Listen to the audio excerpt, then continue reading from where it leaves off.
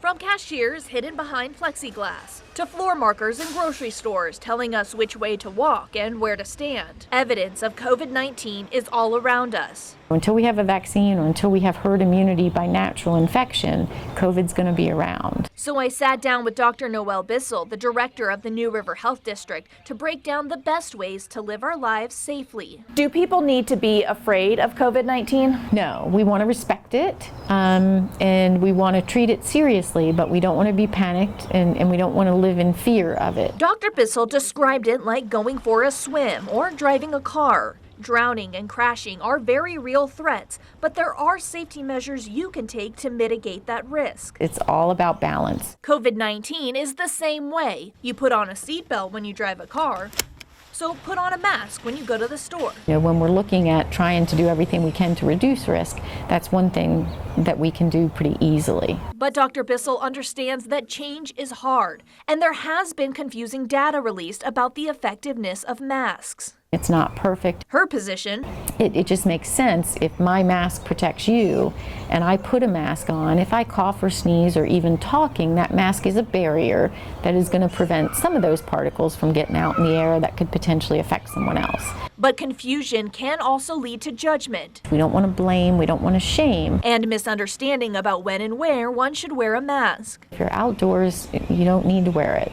Keep some distance so you're not on top of each other, but enjoy the fresh air, take advantage of that. If you're indoors. If you're in your own office or if you're definitely spaced from other people, not so much. But if you're working or shopping in close quarters, it's recommended you wear a mask. You don't know if you are infected yet.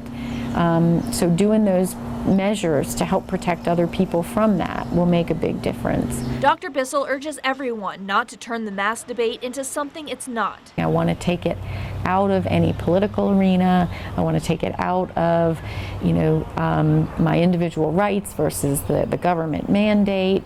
And I really want it to be about taking care of each other. Taking care of each other also means reopening the economy. We can't stay in lockdown forever. So local leaders are learning how to open up businesses, send kids back to school, and welcome back college students safely. We do want to get back into a new sense of normal. I got to do what I can to protect, the people around me, my community members, my family members, my teacher, my bus driver.